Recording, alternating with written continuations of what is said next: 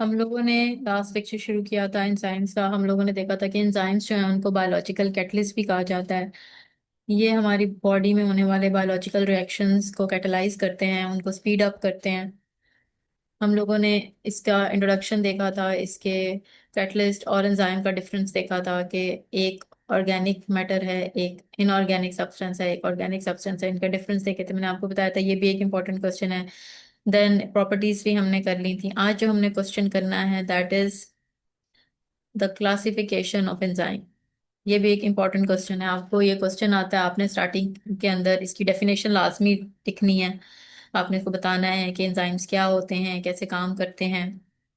Then यहाँ पे इन्होंने एक्सप्लेन किया है डिफरेंट तरीके से इनको इनको क्लासिफाई किया गया है। आपकी बुक के अंदर बहुत सिंपल क्लासिफिकेशन लिखी हुई है। आप लोगों ने किसी और बुक से क्लासिफिकेशन या किसी और मटेरियल से क्लासिफिकेशन याद करने की जरूरत नहीं है। आपने अपनी किताब से ही क्लासिफिकेशन को करना है। और ये बहुत सिंपल मेथड लिखा हुआ है। दो तरीके थे, एक ओल्ड मेथड है, एक न्यू मेथड है। ओल्ड मेथड में क्या होता था? ओल्ड मेथड में ये करते थे कि एंजाइम जिस सबस्ट्रेट के साथ जाके अटैच होता है और एंजाइम सबस्ट्रेट कॉम्प्लेक्स बनाता है, उस सबस्ट्रेट के आगे एज लगा देते हैं। सफिक्स एक है, एज, ASE, एज। जिस तरह का एंजाइम होगा उसी तरह का सबस्ट्रेट होगा। जैसे कि अगर सबस्ट्रेट आपका है सेलुलोज, तो जो आपका एंजाइम होगा वो सेलुलेज होगा। उसी सबस्ट्रेट के आगे आपने ASE लगा दिया तो सेलुलेज हो गया एंजाइम। इसी तरीके से आपका जो सबस्ट्रेट है वो है ईस्टर, तो आपका एंजाइम होगा एस्टरेज। एस्टर लास्ट में एज लगा दिया तो वो आपका बन गया एंजाइम। तो ओल्ड मेथड के अंदर हम लोग जो है, जो भी आपका एंजाइम जिसके ऊपर एक्ट करता है, जिस सबस्ट्रेट के ऊपर एक्ट करता है, जिस भी सब्सटेंस के ऊपर एक्ट करके जो है उस सब्सटेंस को प्रोडक्ट में कन्वर्ट करता है, उस सब्सटेंस के नाम के आगे एज लगा देने से उस एंजाइम का नाम बन जाता है। ये ओल्ड मेथड था। इसके आगे इन्होंने एग्जांपल दी हुई है कि लाइपेज जो है ये एंजाइम का नाम है, और इसका जो सब सबस्ट्रेट होगा वो लिपिड होगा। और सेलुलेज जो है ये एंजाइम का नाम है, और इसका जो सबस्ट्रेट है वो सेलुलोज होगा। सेलुलेज जो है इसका सबस्ट्रेट सेलुलोज। फिर आगे इन्होंने कुछ क्लासेस जो है, कुछ हेडिंग्स बना के इन्होंने एक्सप्लेन किया। जैसे एस्टरेजेस जो हैं ये वो ग्रुप ऑफ एंजाइम्स हैं जो कि कैसे बनते हैं, हाइड्रोलाइजेशन करते हैं ये लिपिड्स की। ठीक है, हाइड्रोलाइजेशन करते हैं ये लिपिड्स की। हाइड्रोलाइजेशन में करना लिपिड्स की मतलब ये तोड़ते हैं लिपिड्स को। अब लाइपेजेस, अच्छा अब यहाँ पे लिपिड्स, फैट्स, ये सिनोनिम्स हैं, ये एक जैसे वर्ड्स। अब लाइपेज के यहाँ पे एग्जांपल दी हुई है कि लाइपेज एक ऐसा एंजाइम है जो कि आपके पेंक्रियाटिक जूस में मौजूद होता है। और पेंक्रियाटिक जूस जो है ये आपके पेंक्रियाज में बनता है, फिर आपकी जो है इंटेस्टाइन के अंदर जो है वो पेंक्रियाज से इंटेस्टाइन के अंदर जाता है, और इंटेस्टाइन के अंदर जाके फिर ये आपके फैट को एब्जॉर्ब करके उसको डाइजेस्ट कर, पहले डाइजेशन एंड देन एब्जॉर्प्शन में हेल्प करता है। उसको तोड़ेगा, उसको पहले हाइड्रोलाइज करेगा, देन उसको एब्जॉर्ब करवाने में हेल्प करेगा। देन अमाइडेजेस, ये एंजाइम जो हैं ये भी लिवर और इंटेस्टाइनल म्यूकोजा में प्रेजेंट होते हैं, और ये जितने भी अमोनिया रिलेटेड सब्सटेंसेस हैं उनकी ब्रेक डाउन में हेल्प करते हैं।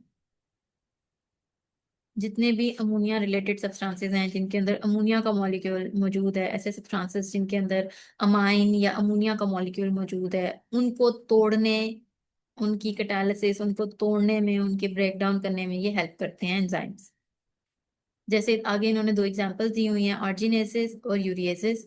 आर्जिनेसिस जो है वो आर्जिनिन को यूरिया में कन्वर्ट करता है, और यूरिएसिस जो है ये आपके लिवर और सोयाबीन सीड्स में पाया जाता है, और ये यूरिया को आगे कन्वर्ट करता है अमोनिया और कार्बन डाइऑक्साइड में। एग्जाम्पल्स आप लोगों ने अच्छे तरीके से याद करनी है। हेडिंग, कौन सी हेडिंग के अंदर, कौन सी क्लास के अंदर कौन सी एग्जाम्पल आ रही है, ये आपको एग्जाम्पल अलग से MCQs में भी पूछी जा सकती है। देन न्यूक्लियसिस, न्यूक्लियसिस जो होते हैं ये न्यूक्लियोटाइड्स के ऊपर एक्ट करते हैं और न्यूक्लियोटाइड्स को तोड़ते हैं। न्यूक्लियोटाइड्स क्या हैं? न्यूक्लियोटाइड्स जो हैं ये राइबोन्यूक्लियोटाइड और डीऑक्सी राइबोन्यूक्लियोटाइड है, RNA और DNA, जो कि आपकी बॉडी में जो है न्यूक्लियस का मेजर पोर्शन होता है, जिसमें आपका जो है हेरिडिटरी मटेरियल मौजूद होता है। फिर कार्बोहाइड्रेजेस, ये वो एंजाइम्स हैं जो कि कार्बोहाइड्रेट्स को तोड़ते हैं। अब ये एक जनरल टर्म है कार्बोहाइड्रेजेस, इसके अंदर अगर हम क्लासिफाई मजीद करें तो सुक्रेज जो है ये सुक्रोज को तोड़ेगा, माल्टेज जो है ये माल्टोज को तोड़ेगा, और इस तरीके से मजीद डिफरेंट डिफरेंट सबस्ट्रेट्स के ऊपर एक्ट करने के लिए डिफरेंट एंजाइम्स के डिफरेंट नाम होंगे। यहाँ पे उनकी जगह बताई हुई है कि बॉडी में कहाँ कहाँ पे वो मौजूद भी होते हैं।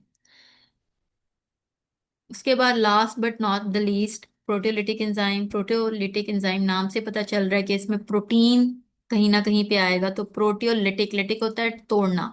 ये वो एंजाइम होते हैं जो प्रोटीन को तोड़ने में, उसकी ब्रेकडाउन में अहम किरदार अदा करते हैं, उसकी कैटालिसिस के अंदर इनका मेजर रोल होता है। अब यहाँ पे दो के नाम लिखे हुए हैं, पेप्सिन और रेनिन। पेप्सिन जो होता है ये आपके गैस्ट्रिक जूसेस के अंदर मौजूद होता है, जो कि आपकी प्रोटीन को प्रोटीएसेस और पेप्टोन के अंदर कन्वर्ट कर देता है, जो कि फिर आगे जाके आपके इंटेस्टाइन्स के अंदर इजीली एब्जॉर्ब हो जाता है। उसके बाद रेनिन जो है ये मिल्क कोगुलेटिंग एंजाइम है, और ये आपकी म्यूकस मेम्ब्रेन के अंदर मौजूद होता है, जो आपके स्टमक की फ्रेश लाइनिंग है उसके अंदर मौजूद होता है, और ये मिल्क के अंदर जो प्रोटीन होता है उसको कडल करता है। ये हमारा ओल्ड मेथड था, जिसमें हम लोग सबस्ट्रेट से रिलेटेड जो है वो सबस्ट्रेट से रिलेट करके एंजाइम को नाम देते थे, ओल्ड मेथड। अब न्यू मेथड में क्या होता है, न्यू मेथड में एंजाइम का नाम उसके बेसिक फंक्शन से रिलेटेड होता है कि वो काम क्या कर रहा है। ऐसा एंजाइम जो कि हाइड्रोजन को रिमूव कर रहा है उसको डिहाइड्रोजिनेस कहेंगे। ऐसा एंजाइम जो कि कैटलाइज कर रहा है ऑक्सीडेशन रिएक्शन को, उसको ऑक्सीडेज कहेंगे। ऐसा एंजाइम जो बूस्ट अप कर रहा है या स्पीड अप कर रहा है हाइड्रोलिसिस रिएक्शन को, उसको हाइड्रोलिसिस कहेंगे। ऐसे एंजाइम्स जो कि तोड़ रहा है, डिफरेंट जगहों से तोड़ रहा है या फिर जोड़ रहा है, क्लीवेज भी कर रहा है और न्यू बॉन्ड्स भी बना रहा है, लेकिन उसके वो करने के लिए, ये दोनों काम करने के लिए वो एनर्जी को यूटिलाइज कर रहा है। डिफरेंट चीज़ों में उसको एनर्जी की रिक्वायरमेंट भी है, एटीपी को यूज भी करता है। तो लाइगेजेस तोड़ने में हेल्प करते हैं, और सिंथेटेज जो होता है वो बनाने के लिए हेल्प करते हैं। यहाँ पे इन्होंने दोनों हेडिंग्स को जो है मिला दिया, लाइगेज जो है वो तोड़ता है और सिंथेटेज जो है वो जोड़ता है, न्यू बॉन्ड बनाता है। ये साथ इन्होंने एग्जाम्पल्स भी आप लोगों को दे दिए हैं न्यू मेथड से। और ये कौन से, आईईसी मेथड है, इंटरनेशनल एंजाइम कमीशन ने ये न्यू क्लासिफिकेशन बनाई थी, और इसमें हम लोगों ने क्लासिफाई किया है on the basis of function. और इसी तरीके से on the basis of function उसको हमने क्लासिफाई करने के बाद लास्ट में एज जरूर लगाना है, ASE, एज जरूर लगाना है। और इसमें हम लोगों ने जो ओल्ड मेथड था उसमें हम लोगों ने सबस्ट्रेट के नाम के साथ एट द एंड जो है ना सफिक्स एज ऐड ऑन कर दिया था। तो ये दो दो ओल्ड मेथड थे। अब हम लोग डिफरेंट बुक्स के अंदर या डिफरेंट जो है मटेरियल्स के अंदर ऑक्सीडो रिडक्टेज और डिफरेंट डिफरेंट क्लासिफिकेशन देखते हैं। आपकी बुक के अंदर सिंपल क्लासिफिकेशन दी गई है, आपने इतनी ही याद करनी है, आपने कॉम्प्लेक्स क्लासिफिकेशन की तरफ नहीं जाना। ये आप लोगों को 5 नंबर का सवाल आ सकता है। इस ये सवाल आपको जब भी आएगा, आपने शुरू में इसकी डेफिनेशन जो कि ऊपर लिखी हुई है, लेक्चर शुरू करने से पहले मैंने आपको बताया था कि ये डेफिनेशन आपने मस्त लिखनी है। शुरू में आपने डेफिनेशन बतानी है, फिर आपने क्लासिफिकेशन शुरू करनी है। क्लासिफिकेशन में आपने कोशिश करनी है कि आपने हेडिंग्स भी पूरी दें और साथ उसकी एग्जाम्पल्स भी पूरी दें। एग्जाम्पल अगर आप एक एक भी दे रहे हो तो दूसरी आपने एमसीक्यूज पॉइंट ऑफ व्यू से लाजमी याद करनी है। जैसे मॉल्टेज जो है ये मॉल्टोज को तोड़ के किस में कन्वर्ट कर रहा है, ग्लूकोज में कन्वर्ट कर रहा है। अब ये एमसीक्यू आ सकता है आपको। अब ये जो है सुक्रेज, ये है सुक्रोज को तोड़ के ये ग्लूकोज और फ्रुक्टोज में कन्वर्ट कर रहा है, ये आपका एमसीक्यू आ सकता है। अब पेप्सिन जो है ये प्रोटीन को तोड़ के प्रोटीएजेज एंड पेप्टोन में कन्वर्ट कर रहा है, ये एमसीक्यू आ सकता है। रेनिन जो है ये कर्डल करता है प्रोटीन को, इस प्रोटीन को जो मिल्क में मौजूद है उसको, ये एमसीक्यू आ सकता है। तो ये एमसीक्यूज जो हैं इनको आपने अच्छे तरीके से हर हेडिंग को करना है, क्योंकि हर हेडिंग के अंदर से डिफरेंट एमसीक्यूज बन सकते हैं। तो ये क्वेश्चन पॉइंट ऑफ व्यू से भी इंपॉर्टेंट है और एमसीक्यू पॉइंट ऑफ व्यू से भी इंपॉर्टेंट है। ये आईईसी जो है, ये आपको एमसीक्यू आ सकता है कि आईईसी स्टैंड्स फॉर, कि आईईसी किसकी एब्रीवेशन है, इंटरनेशनल एंजाइम कमीशन की एब्रीवेशन है।